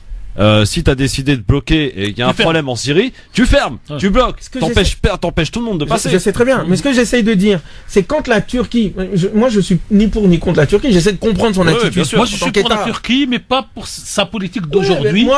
Alors que je suis pour les 10 premières années où l'économie, il a fait quelque chose d'économique. Oui, d'accord, mais moi, ce que j'essaie de parler, on parle du cas maintenant, là, pas ce qui s'est passé il y a 10 ans. Moi, j'essaie de comprendre l'attitude d'un État. Ça dépend de ce qui s'est passé il y a 10 ans, quand même. Oui, c'est vrai. Mais en l'occurrence, il y a 10 ans, il y a un monsieur qui est arrivé et démocratiquement élu, qui a redressé son pays, et qui n'a pas été vu de façon positive par les puissances et les différentes chancelleries occidentales. Ça, c'est un fait aussi. Très bien. Et il y a une entreprise de déstabilisation de l'ensemble de la région pour d'autres intérêts. Bon, alors, moi, je pose deux questions, cher Christophe. Les deux questions, je les ai posées. C'était par rapport à Idlib, donc m'avait répondu que c'est imminent. Et la deuxième question, effectivement, si ces terroristes reviennent en Turquie, est-ce que c'est pas un moyen pour Erdogan de renvoyer la patate chaude à tous ceux qui ont envoyé des terroristes, à tous ces pays européens, maghrébins et pays arabes qui ont envoyé des terroristes? Il les gardera pas. Il les gardera pas, mais soit ils seront arrêtés là-bas. Donc c'est un acteur avec qui il va falloir compter, Erdogan. Oui, tout à fait. C'est ça où je voulais en venir. Ça veut être soit la prison, soit je te renvoie d'où t'es venu et tu règles tes problèmes chez toi. Mais de toute façon, c'est ça qui fait que le gars, malgré tout, on peut ne pas être d'accord avec lui. Mais j'estime que dans les pays arabes frontaliers et les pays africains aussi, de manière générale, qu'on soit d'accord ou non avec sa politique, si on avait des hommes politiques, si on avait des hommes politiques de cette trempe, quand bien même, je vous donne un scoop. À côté de la Turquie, en dehors de la Syrie, il n'y a pas de pays arabe. Et il n'y a surtout pas de pays africains. Ça, c'est le scoop de la journée. Oui, ce sont des prétectorats. De toute façon, ils n'ont pas de souveraineté. Il y a juste la Syrie. Il n'y a pas de pays africains. Ils n'ont pas de souveraineté.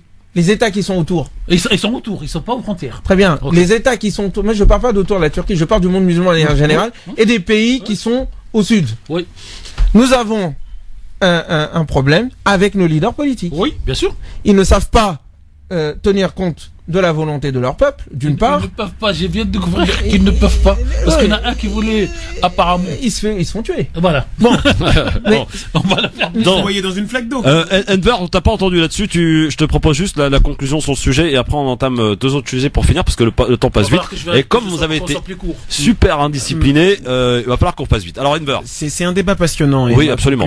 Au-delà. Et vraiment simple parce que moi je suis fasciné par justement la géopolitique moyen-orientale et même en général, mais c'est vrai que sur cette question, on a l'impression que d'un côté, voilà, Erdogan peut être la victime un peu de son comportement sur ces 10 dernières années au niveau international, mais en même temps qu'il peut également être le sauveur justement d'une communauté qui se recherche, c'est-à-dire la communauté musulmane. Ah bon ? Donc moi, je demande, effectivement, je demande à voir. C'est pour ouvrir le débat, parce que justement, non, l'ouvre pas, le referme. Non, mais pour ouvrir le débat un jour, justement, le retour d'un empire ottoman, etc. Donc, je ne sais pas. En tout cas, lui, c'est ce qu'il espérait faire, en tout cas, à travers ses manipulations, et en tout cas, à travers son jeu politique pour pouvoir être réélu hypothétiquement jusqu'en 2029. 20. Il veut 20. Voilà. Il veut commémorer l'anniversaire d'Atatürk. Voilà. En disant j'ai fait mieux. Bon. Donc voilà. C'est ça. Donc voilà ma question. C'est très bien. Merci Enver. Où va-t-il dans un instant, on revient en hexagone en France pour finir, parce qu'il s'est passé des choses cette semaine, messieurs. Il y a eu un remaniement. Oui. Nicolas Hulot est parti. Il a démissionné. Et il a pleuré. Oui, lors de sa passation de pouvoir. Qui le remplace? Celui qui disait le plus grand bien de Macron il y a encore un an. François de Rugy. Incroyable. C'est lui qui rugit jamais, quoi. Ah oui, absolument. Et là, il y a une bataille qui s'engage pour lui succéder à la présidence de l'Assemblée nationale. Ça sera démocratiquement fait. Et puis si on a le temps, mais c'est peut-être pas sûr, l'affaire Boubacaris, ça y est, bon, apparemment le procès a eu lieu hier. Oui. 1 an de prison avec sursis, c'est ce qui a été requis. Réponse le 9 octobre prochain. Bouba lui peut retourner tranquillement avec sa famille à Miami. Et dans l'intervalle, ils sont dehors. Absolument, ils sont dehors depuis le mois d'août d'ailleurs, grâce à un appel de la Cour de Paris au mois d'août. À tout de suite. Et un petit pays. Le LGF, le grand forum pour les quelques dernières minutes qui nous restent avec Tarek Mami, Ousmane Timera et Enver de Santos. Ousmane, tu reviens vite, parce que c'est non, il s'en va. C'est animé. Non, comment il s'en va? Il s'en va. Non, il va revenir. Non, mais je parie qu'il s'en va. Tu t'en vas, tu restes là. Il quitte la France. Non, mais tu restes là pour quelques émissions à venir quand même. Tu vas pas partir tout de suite. Je sais pas encore, ça dépend. T'es bien ici quand même. C'est un beau pays, la France. C'est cool. Vive les droits de l'homme. Ah ouais. La liberté, égalité, fraternité. Là où il est aussi. Une vraie démocratie. De l'homme blanc surtout. Ouais. Enfin, j'arrête. Là où il va aussi, il y a la liberté et le droit de l'homme. Justement, on y reste en France puisqu'on y est. Il s'est passé quand même quelque chose. Vous savez, vous n'êtes pas sans savoir que à la rentrée politique a été quelque peu agitée pour le président Macron, qui est aujourd'hui d'être d'ailleurs avec Merkel, sa meilleure amie, à Marseille. À Marseille. Alors, il a eu une rentrée quelque peu difficile, effectivement, avec Françoise Nisson et les problèmes d'Actes Sud, avec la démission, auquel personne s'attendait. Je pense pas, en tout cas pas pour l'instant. Hulot et cet moyen de présenter sa démission en direct à la radio, et dit-on apparemment, même les conseillers d'Hulot n'étaient même pas au courant lorsqu'il est venu à France Inter, puisque c'est là que ça s'est passé, et qu'il allait annoncer sa démission. Il l'a fait. Et ça a été effectivement un moment difficile parce que Macron n'était même pas là au moment où ça s'est fait. Il était en Europe lors de sa tournée européenne. Et on a Pour parler de Gaulois. Oui, des Gaulois réfractaires au changement. On a senti un gouvernement, des ministres, des députés qui étaient vraiment dans l'embarras, ne savant pas quoi dire. Quoi qu'il en soit, Hulot est parti et il avait ce choix. Et alors là, chose étonnante, il a reçu, il envisageait de donner le poste de ministre de l'Environnement à un certain Daniel Cohn-Bendit. Alors pour celui qui nous vend le nouveau monde, excusez-moi, là on est complètement reparti dans l'ancien monde. Cohn-Bendit fait partie de l'ancien monde politique. En tous les cas, quoi qu'il en soit, Cohn-Bendit a dit que c'était une fausse bonne idée, donc il a décliné cette offre. Et on a proposé à celui qui l'attendait depuis longtemps ce poste, François de Rugy. Ça c'était dans les petits papiers, apparemment il voulait ce poste de ministre, effectivement. Sauf qu'il y a un an, il disait tout le contraire de ce qu'il pensait de Macron, c'est-à-dire que Macron ne parlait absolument pas d'écologie, qu'il avait aucun programme, aucune proposition, etc. Un an après, il se retrouve ministre, sous Macron. Alors, Macron, effectivement, a tranché et a nommé François de Rugy à la place de Nicolas Hulot. Pour le choix, est-ce que Nicolas Hulot, quand même, qui a été une personnalité importante dans la pioche de ce gouvernement, puisque rappelons qu'Hulot avait refusé ce poste à Chirac, à Sarkozy et à Hollande, et accepté par Macron. Pas sûr qu'il le regrette aujourd'hui, je ne sais pas. Quoi qu'il en soit, il est parti avec le regret. Nicolas Hulot, il a dénoncé les lobbies, il a dit qu'effectivement on ne pouvait rien faire tant que ça ne changeait pas. Bon bref, tout ça on connaît. Ceci étant, aujourd'hui il y a une bataille qui s'engage pour celui ou celle qui reprendra la présidence de l'Assemblée nationale, et c'était écrit d'avance, Tarek. En tout cas, selon moi, c'est Richard Ferrand qui lui aussi attendait ce moment-là précis pour reprendre la présidence de la République. Alors pour celui qui a été élu de l'Assemblée nationale, pour celui qui a été élu et qui nous a vendu, on va changer, terminer l'ancien monde, terminer l'ancien système. On est en plein dedans. On l'a vu au travers de l'affaire Benalla, on le voit au travers de cette affaire de remaniement. On s'attendait même à ce que certains ministres sont quand même concernés par des ennuis fiscaux pour certains ou d'autres choses pour d'autres, notamment la ministre du Travail. Enfin bref, il n'y a pas eu d'autre choix que de remplacer Nicolas Hulot et celui de Laura Flessel qui, pour le coup, on nous a dit qu'elle était partie pour raison officielle. Or, elle a des problèmes fiscaux, c'est le Canard qui nous l'apprend pas plus tard que mercredi dernier. Bref, l'ancien monde est toujours là, d'actualité, dans ce beau pays qu'est la France. Macron nous aurait-il menti, Tarek ? Alors moi, je veux faire simple. Quand quelqu'un dit je pars pour des raisons personnelles, un contrôle fiscal est une raison personnelle. Tout à fait. Bon. Le problème, c'est qu'on ne savait pas, et pour moi, là, comment ça s'appelle, Macron a très bien joué, parce qu'il s'est mis d'accord avec sa ministre pour qu'elle parte, avant même que l'information ne devienne publique, parce que s'il avait attendu 48 heures, qu'est-ce qu'on n'aurait pas entendu sur l'ancien monde ? On tourne la page. Deuxième chose, je n'ai pas vu beaucoup de journalistes rappeler que dans l'été, il y a eu un grand jugement aux États-Unis de condamnation sur un produit dont je ne retiens pas le nom, des millions et des millions de dollars, qui a fait que les gens qui ont cru un moment en Hulot, on l'a appelé pour lui dire, et maintenant, qu'est-ce qu'il va nous dire ? Les États-Unis condamnent. Donc, toi, tu vas l'interdire avant la fin de l'année, oui ou non ? Il sait qu'il peut pas l'interdire. Donc, voilà, un truc comme ça. Donc, il peut pas, il s'en va. Troisième chose, cette opération est une belle opération de communication pour Madame Flessel, beaucoup moins pour Hulot, contrairement à la catastrophe de la gestion de communication pour l'affaire Benalla. Pour en terminer, aujourd'hui, en fait, de Rugy s'en sort par le haut, et il a de la chance, parce qu'il avait promis de quitter l'Assemblée Générale au bout de 2 ans et demi maximum, et que d'après toutes ces dernières discussions, il se battra pour rester jusqu'au bout. Donc, il y a beaucoup d'éléments, et quant à l'histoire Cohn-Bendit, il suffit de lire aussi le Canard, C'était une fausse information pour que tout le monde court derrière qu'on dit. Il n'y en avait pas pour qu'il se donne 48 heures en fait pour voir avec de Régine. Comment ça, c'est une fausse information? Il a bien été reçu à l'Élysée dimanche après-midi. Il est reçu tous les dimanches, j'allais dire. C'est un copain à lui. C'est la même génération. Et il a reçu la même génération que Macron, comme Bendit. Non mais la même génération intellectuelle, j'allais dire, dans ces trucs. On change le monde des machins, on fait beaucoup de bagou, mais on fait rien. Mais ils se connaissent. Et quand il était secrétaire de l'Élysée, c'est lui qui venait le plus le voir, c'était déjà celui-là. Donc pour moi, c'est un drame politique dans ce pays. Où quand une ministre, alors je respecte, excusez-moi, je vais laisser quand même 2 minutes à mes collègues, je respecte alors monsieur Balladur, qui avait fait une règle, c'est que la personne qui est mise en examen, elle disparaît, la personne qui est soupçonnée de quelque chose de grave, elle disparaît. Donc l'ancien monde, à ce titre, est mieux que le nouveau monde de monsieur Macron, et ça c'est juste pour faire plaisir monsieur Christophe. Non, c'est pas pour me faire plaisir, on est là juste pour relater des faits et on constate, c'est tout. Moi je pense que cette affaire est symptomatique. Les affaires en soi, c'est pour ça que j'aime pas trop commenter l'actualité. Il faut prendre l'actualité ne sert qu'à illustrer quelque chose de beaucoup plus général. C'est d'allier la déliquescence du système, on en parlait tout à l'heure. Tant que on s'amusera à mettre juste du plâtre sur une jambe de bois, faudra pas se plaindre si le géant se met à tanguer, à tomber. En l'occurrence, le géant n'est pas si géant que ça. Ceux qui ont cru vraiment que Macron allait changer les choses juste avec son sourire, ce sont eux qui sont étonnants. Comment on aurait pu croire qu'un mec qui était dans l'autre gouvernement, élu président de la République, allait faire autre chose qu'il avait fait que ce qu'il avait fait auparavant et contre lequel nous étions. Donc, ça montre à quel point il y a un manque d'analyse politique profonde et de vision. Ça, c'est un premier élément. Deuxième élément, si effectivement nous voulons changer les choses comme on dit, il faut effectivement penser au niveau des paradigmes. C'est ce que Nicolas Hulot dit.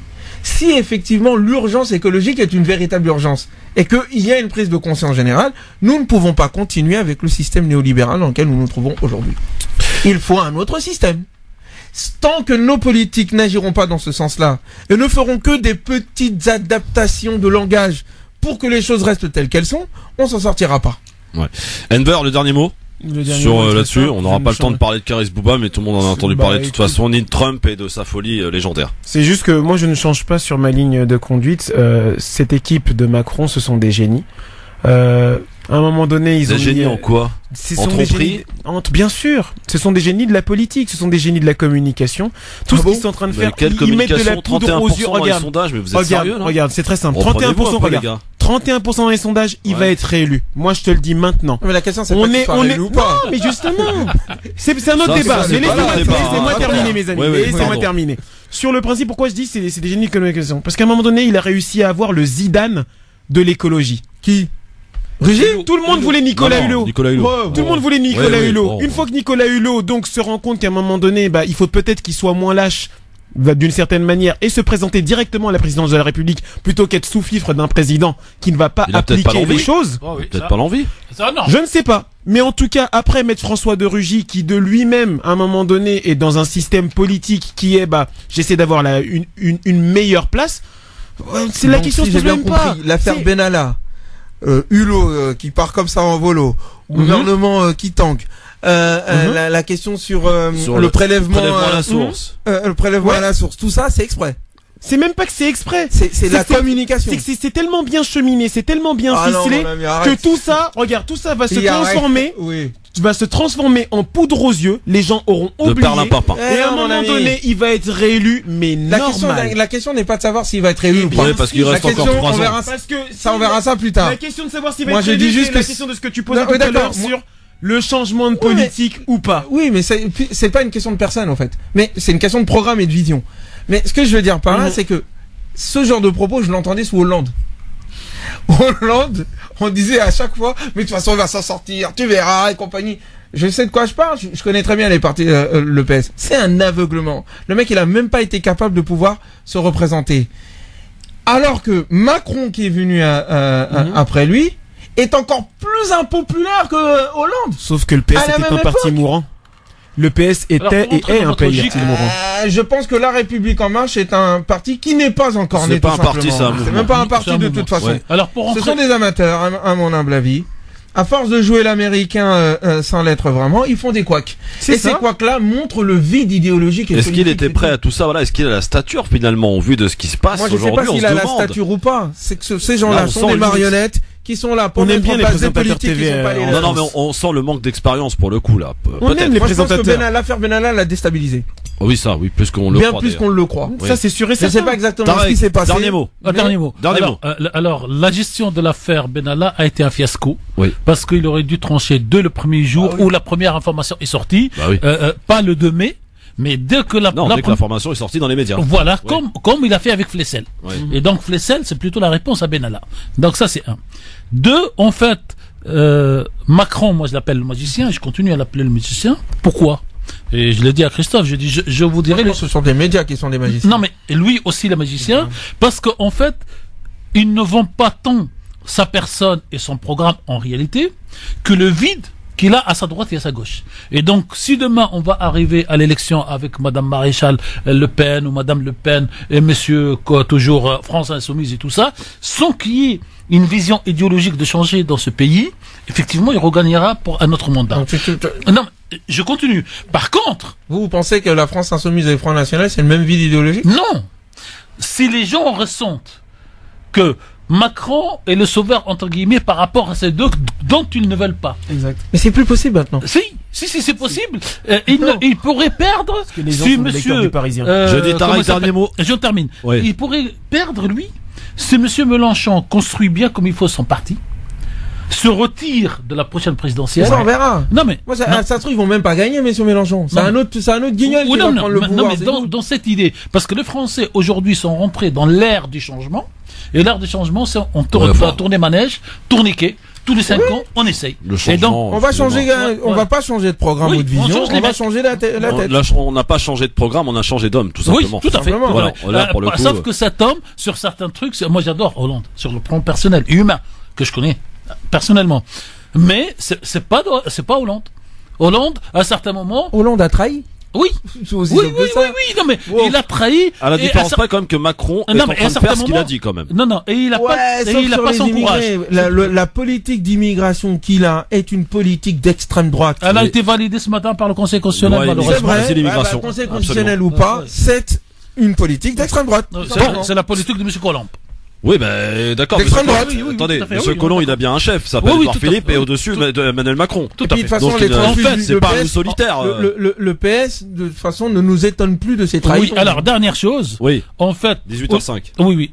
Dernière chose, c'est que pour comprendre Macron ou pour essayer d'analyser la situation. Faut regarder les riches. Non mais au-delà de l'intérêt des plus riches. Non, terminé. C'est un bon. Terminé pour vous. Pardon. 30 secondes pour moi. C'est un banquier. Et le banquier, quand vous rentrez dans ce bureau la première fois, discrètement, il regarde comment vous êtes habillé et il vous demande des fois l'heure, comme fait d'ailleurs les contrôleurs fiscaux, parce que quand vous levez votre veste pour voir, il va savoir si vous avez la montre du roi du Maroc qui coûte 1 million. Ou celle de Tarek Mami qui n'existe pas. Passage. Voilà. Donc, c'est un président qui parle aux riches, d'une mentalité de riche, parce qu'il croit que lui, il est devenu riche par son travail, alors qu'il est devenu riche par le système. Merci Tarek Mami, Ousmane Timera, Enver de Santos. Ce fut très intéressant. On sait bien, voilà, les auditeurs en tout cas, j'en suis sûr. Hein. Ils me l'ont dit, hein, oui, je le sens. Oui, ils m'ont dit que c'était vraiment très bien. Ils ont apprécié ce débat, ces échanges d'idées, ces arguments qui ont été proposés à cet auditoire aujourd'hui. Retour lundi avec une autre émission. Forcément, chaque jour, c'est pas la même. En tout cas, je vous remercie Christophe pour le fait de revenir le vendredi sur l'actualité de la semaine. C'est important. C'est pour ça que je suis revenu d'ailleurs. Oui, voilà, parce qu'on fait dans l'émotion. Lundi, il y a les dépêches qui viennent tomber. Bah oui. Alors que bon, et on oublie. On a quand même lu, on a réfléchi. Bon, sauf qu'on n'a pas pu aller au bout du programme, et ça, c'est à cause de vous. Ça, c'est à cause de Haussmann. Oui, vous aussi. On va mieux gérer. Enver était un peu plus discipliné. Moi, j'assume. Bon, Lundi, invité à l'entretien du LGF, nouveau rendez-vous cette saison. Tous les lundis, on a un invité. On avait Malek Bezou lundi dernier. On aura Ahmet Ograt, le président du CFCM, lundi. Pourquoi Ahmet Ograt? Parce qu'on sera à 3 jours des assises territoriales de l'Islam de France. À Paris. À Paris, absolument. Parce qu'il y en a dans toutes les... Quand le jour où ce machin disparaîtra? Ah bah, je on va les aider. On va les aider. Non, on va pas les aider. Moi, je ferai mon travail et je poserai des questions. À disparaître? Non, pas du tout. Je ne suis pas là pour décider. Les auditeurs, auditrices, évidemment, il devra. Et Jacques, en tout cas, je salue 2 présidents du CFCM qui ont accepté de jouer le jeu, de répondre aux questions, parce qu'il n'y en a pas beaucoup. Il y a Anouar Pibèche et Monsieur Ograt qui viendra lundi. Ah non, excusez-moi. Qui d'autre? Moi, j'en vois pas, j'en ai pas reçu d'autres. Vous avez reçu 4 fois Monsieur Moussaoui. Pardon. Non, je me suis trompé. C'est Monsieur Moussaoui. Voilà. Pardon. Et Monsieur il est venu sur le téléphone. Voilà. C'est pas Monsieur Pibèche. Monsieur Pibèche l'a eu au téléphone pour des petites questions. Monsieur Moussaoui est venu. 4 fois. T'aurais dû ramener Maran Mohamed en face. Eh ben, si, il est venu. Il est venu au mois de juin. Non, mais en face des deux, là, les deux. Oui. Ça aurait été intéressant. Quand vous reviendrez de votre prochain voyage, on vous mettra en face de Mohamed. Comment ça s'appelle? Mohamed. Ouais, mais nous, on va s'entendre comme. Ça m'étonnerait. Oh, si, on s'entend bien, lui, moi. Vu votre caractère, et on mettra. Ah non, on se connaît bien. Très bien, même. Et on mettra quelqu'un au milieu qui pèse 150 kilos. Ce sera un deuxième révolutionnaire. On amènera Bouba et Caris pour assister à l'émission. Ils tiendront pas devant nous, ces deux-là. Mais non, c'est des guignols. Bon, bonne soirée, bon week-end. Rendez-vous lundi, 16h. Merci à tous les trois acteurs aujourd'hui. Tarek Mami, Ousmane Timera et Enver de Santos. Pardon à Marine Garel pour l'info et pour la suite. Il est 18h06. Oui, on est en retard. Les résolutions, ça ne tient que quelques jours, quand on les prend. C'est toujours comme ça. Tout de suite, bon week-end à lundi. Bonsoir Marine. Le 1er janvier pour les prochaines. Absolument. France Maghreb 2. France Maghreb 2. Pour ensoleiller et accompagner vos journées et vos nuits. France Maghreb.